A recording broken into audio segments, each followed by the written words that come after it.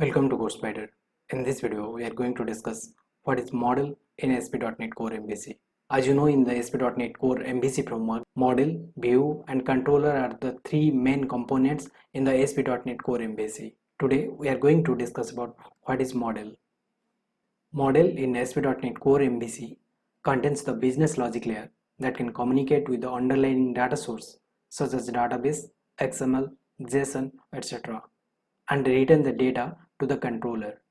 So in the simple word, we can say that the model in MVC is used to manage the data, that is the state of the application in the memory.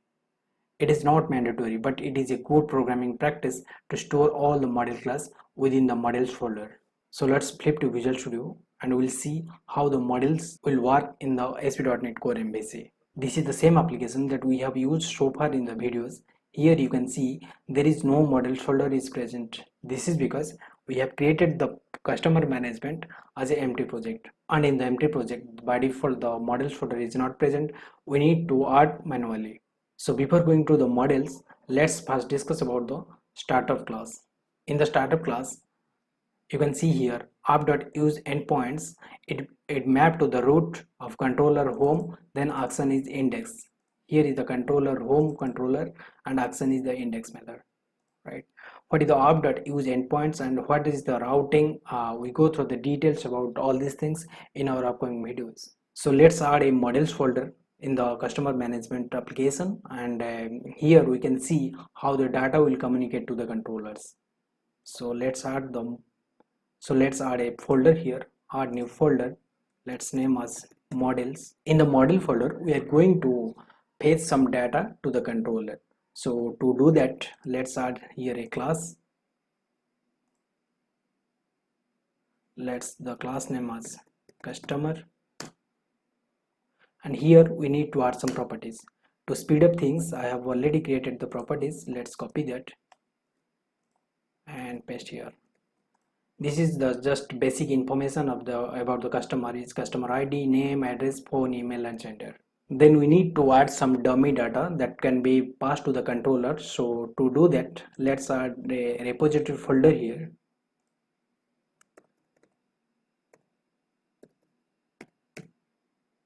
And inside the repository, let's add a interface here. Let's search as interface and the name as iCustomer repository. Let's add here, make as public, and here we need to add the customer class customer, then get customer by ID,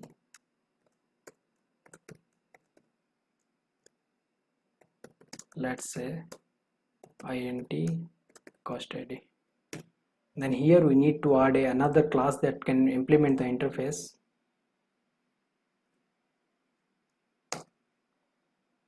Here we need to implement the interface iCustomer repository. Let's implement the interface here, and we need to add some dummy data that can return to the controller. So to do this, let's add a constructor here, and in the constructor we can put the some dummy data. So to add the constructor, the short form is ctor, then double tap.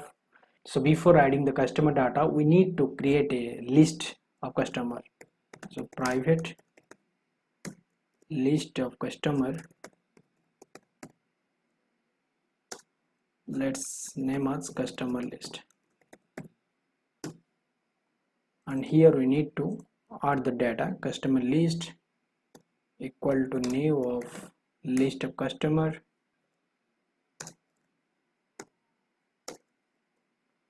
Then we need to add the some customer data, that's the dummy data. So to speed up things, I have already created some dummy data. Let's copy this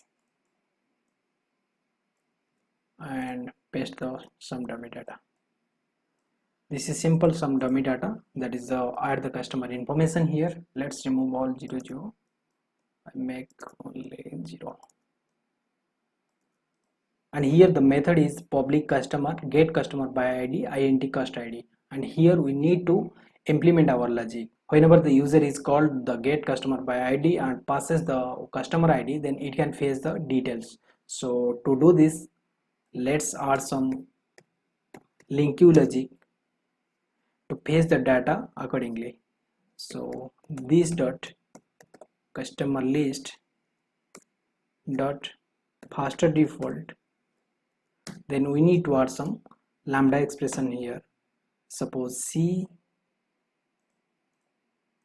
such that c dot cost id equal to cost id.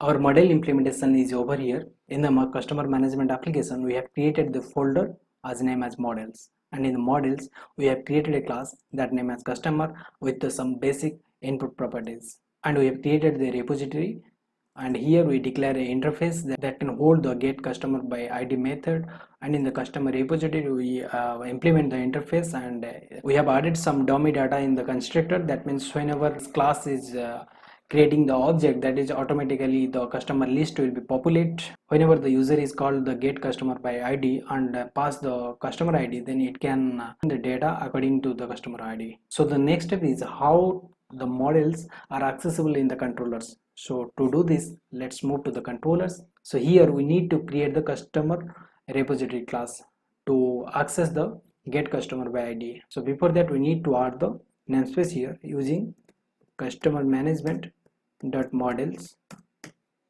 and here we need to pass as iCustomer repository. Let's name as repo equal to new of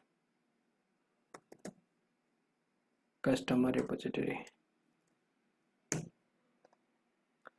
Let's make another method here that can also return the JSON result, and main method as get customer details. Then let's make as intid, and here we need to pass as customer. Suppose bj equal to then repo dot get customer by id, and then this id. Then just copy this and remove all these things and paste here. We simply create the object of that customer repository, and we can get the details about the customer information through the model. Let's run the application and we'll see the details are fetched or not. So let's run the application. Let's copy this method and move the method is home details. Let's pass as 1.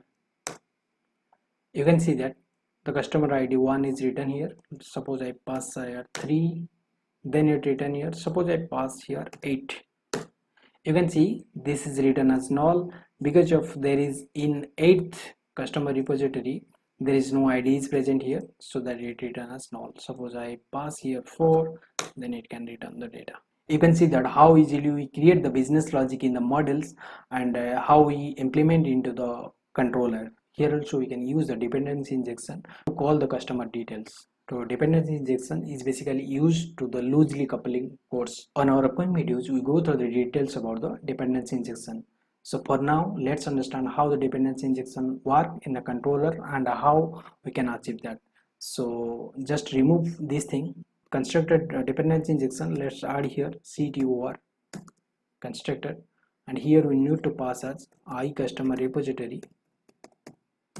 Let's add repository, and here we need to add in a private field here repository equal to repository. Here the private field is not yet created, so to creating this just hit control dot and it can create for us. You can see that this private field is created for us, and here instead of repo let's add these things. You can see that how easily we get using the dependency injection. But one thing in mind, that whenever we create dependency injection in the controller, we need to register that interface or that class in the startup.cs in the configure services method as well. So to do this, let's add here services dot transient. Here we need to pass as I customer repository, then customer repository. To add the dependency injection in the configure services, these three methods are available. One is services.add_transient, one is services.add_scope, and one is services.add_singleton. We go through the details about all these things in our upcoming videos. So let's run the application and we'll see the dependency injection will work or not. And to check that all these things, let's debug here, and also in the customer repository class here also get the debug, and we'll see. Let's run the application, and here we need to passage home. Here you can see this com. Let's step over here and go to the, you can see that the breakpoint will come to the customer repository, and let's obtain, and in the customer repository the customer ID is come to the 1. Here as we add some dummy data in the constructor, that means this class is called, then it automatically added the customer list, and in the customer list using the LINQ method we filter the data accordingly. So let's continue. Suppose I make as 3, you can see the customer ID 3 is printed here. So in this way we can implement our business logic in the model folder and call into the controller. And also in the enterprises application or in the real-time application, you can create a class library into implement your business logic there, and you can use this business logic into the controllers. That's it in the video. On the next video we are going to discuss what is views in ASP.NET Core MVC. Do like and subscribe for more upcoming videos. Thanks for watching.